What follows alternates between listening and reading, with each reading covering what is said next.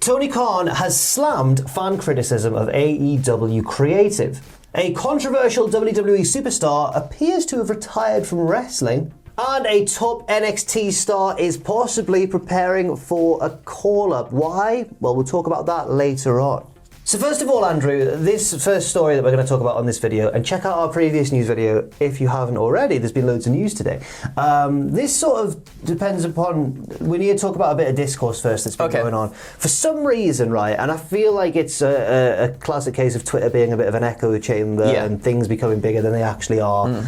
Adam Cole, people are saying, isn't as good in AEW as he would have been had he stayed in WWE. Is that right? Have you seen any of this? I haven't seen any of this, Have you not seen any of this? No. Maybe it is just Twitter being it. Maybe it's my corner of Twitter. I don't know. But I've seen tweets that say things like... But it's one of those ones where you see more things calling out the original thing than you do the original thing itself. So there's a lot of people saying, like, this Adam Cole opinion is rubbish. But then I don't know what the actual... I've never found, like, the original one. Yeah. But I believe that people have, you know, like...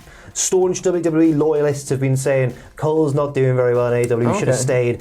Staunch AEW loyalists are saying, like, what are you talking about? Yeah. Tony Khan's chimed in. Anyway. Oh, good lad. But first of all, we need to talk about some things that were said on Grapsody, on which he was a guest. Phil Lindsay said the funny thing about people acting like Adam Cole has regressed is that they would be the main ones saying let it play out if he went to the main roster in WWE to do worse. William R. Washington then said, I'm not even sure what bad he's doing. He's a top guy who faces other top guys and gets big reactions while touring the country. I'm not sure how anyone could possibly view that as a downgrade from what he was doing before. Grapsody on Fightful, that is, I should say. And then Tony Khan has chimed in and said it's false equivalence, Will. They try to move the line with ridiculous points, aiming to dispute the credibility of something credible. Adam Cole is over AF. He's pushed and has many more young fans watching him than he did on Tuesdays. Would we argue if they said water wasn't wet? Now, I mean, well, first of all, what do you think? I think, I agree. I think Adam Cole is over AF on the Wednesday night Dynamites. Everybody pops for him when he comes out. He's a heel, and everyone still pops like he's a huge baby. I'm ready for story time with Adam Cole. Everybody's ready for story time with Adam Cole. What's his dance that he does when we raid him on Twitch? He's the Cultaholic Twitch dance. Yeah. The Cultaholic raid dance. Yeah. He does it. Okay. He's a good lad. Our best friend, Adam Cole. I think Cole's awesome. I've always been a fan of him. Yeah, but NXT was great. I don't think anything has diminished since him moving. I think maybe that people think that is maybe because he's not in the main event scene just yet. But he's got to build up. You know, he's a new person. Granted, Bryan Danielson and people came in and they went pretty much straight to the top. They've still had to like climb up to get there, you know? And that's if we know anything about sort of Cole and the Elite and the Bullet Club and everything, it's all about slow burning storytelling. And there's been that little weird awkwardness between him and Kenny Omega, which could be the next big thing. Exactly, and I think that's why we're working towards. I don't think you need to thrust someone straight into the top. Adam Cole doesn't need that. It'd be too crowded at the top. Yeah, exactly. And Hangman or whoever would burn through challenges way too fast, and then they'd be knocked down straight away. Exactly, and another good thing is he's having matches with people that might not necessarily, he'd necessarily have matches with if he was in the top already. So like the match he had with John Silver, fantastic match, like genuinely such a good match. So for people to say that, he's diminishing, he's not really doing anything in AEW, you've got to build him up. You've got to build him up and up and up. He was the top guy in NXT. So obviously we're going to see it. We would see him in the main event thing the whole entire time. He's moved to AEW. It's a different landscape. It's a different picture, and he is going to get to that point eventually. So why just chill. I need to chill now. I'm fired up there. It's a really good point. I agree with you fully. I can't find the original, but I feel as though Tony Khan does have a point. I think if they had pushed Adam Cole straight off the bat, there would be people out there saying like, this is too quick, what are you doing? So sometimes you just can't do right sometimes. Exactly. I think they're doing a fine job with it. I'm sure he'll do really well.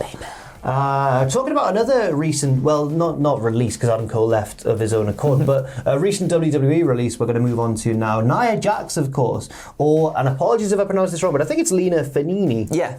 She tweeted about someone implying that maybe she should have a different ring name when she comes. They were saying that is that name, Lena, her new ring name. Yeah. Now, her reply was very, very interesting because it may have implied that she's thinking about retiring from wrestling. She said, lol, newsflash, Lena is my real name. It's not another ring name, it's just my name, the name given to me at birth. Calm TF down, trolls! Whoa! Which to me is an escalation, but that's fine. In all fairness, opponent crippler would be a solid frontrunner if I ever decided to wrestle again. Hands emoji, but it's highly unlikely. Now, that last bit there, it's highly unlikely. Yeah. That, to me, I'm not certain if she's referring to the chances of her wrestling again or the chances of her using a silly name like opponent crippler, right? Yeah. But I think she might be saying if she ever wrestles, if she's unlikely to wrestle again, because the wording of it, if I ever decide to wrestle again. That's what I took from it as well. It sounds like she's going to be stepping away from the ring. She got a lot of criticism from a lot of people online. Tom Campbell's called her controversial in these notes. Yeah, that's She was quite outspoken. She was quite outspoken. Yeah. So maybe if she feels like she wants to step away, then that's on her to do so as well. Yeah. But yeah, that's what I took away from it, at least anyway, her sort of walking away from wrestling. I mean, I think so as well, but then again, it's wrestling, you never know. True, that's very, very true. Someone's gone, are they really gone? Nia Jax is exactly the sort of person I can see them getting back in a future Royal Rumble, unless she was like, obviously really annoyed that they've released her and she wouldn't want to do it. But I can see that happening, for example. I don't know which other company she'd possibly fit into. There'll be something out there. If she wanted to. But perhaps, it doesn't sound like she wants to. Yeah, perhaps Impact, maybe. Yeah. Somewhere like that, I think, yeah. But it doesn't sound like she wants to. No, which is fair enough. Which is fair enough. If that's what she wants to do, that's what she wants to do. Fair enough, indeed. Talking about other recently released WWE superstars, Mercedes Martinez was on Women's Wrestling Talks talking about the age limit on female wrestlers.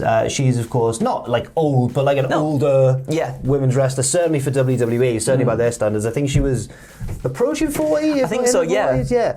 Lots of experience, obviously really, really good in the ring.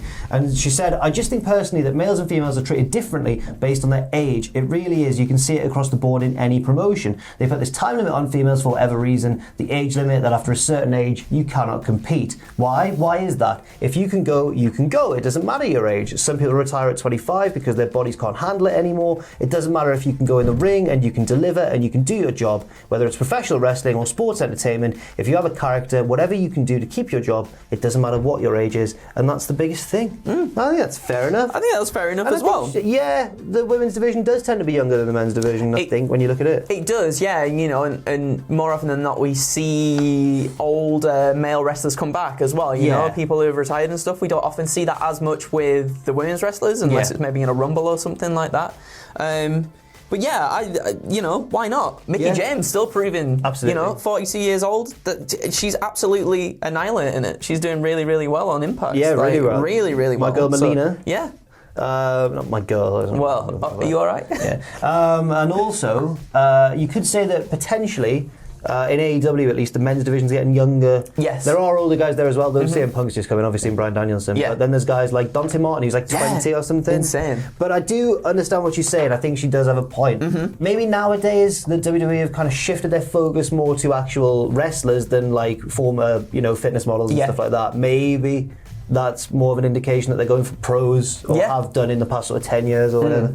But she goes on to say, in professional wrestling, after like 30, you're considered a vet. It doesn't matter how long you've been, you're considered a vet, like you're old now. No, honey, I'm going to be 41 and I'm in the prime of my career and I can still deliver with those 20, 25-year-olds. Run circles around them. It doesn't matter. If I can go, I can go. It's up to me to tell you when I cannot go. When my body says stop, I will stop. I will not keep going, I can tell you that. So I think that's the biggest issue right now, is everyone, companies and promotions, it doesn't matter, across the board and independents, they just put this limit on it, which I think is an interesting point. And if you watch her, she's telling the truth, like she's really good. She's really good. Very underutilized in NXT, and obviously on the main roster when she got called up for a little bit. Very briefly, she was a part of Retribution. And she was like, I don't want no part of that. Apparently so. Yeah. Apparently she went, no. And that's fair enough. I think that's fair enough. Yeah. But yeah, she didn't get to showcase as much as what I think she could have done in NXT. So now to see her go on and actually really, really tear it up is nice to see.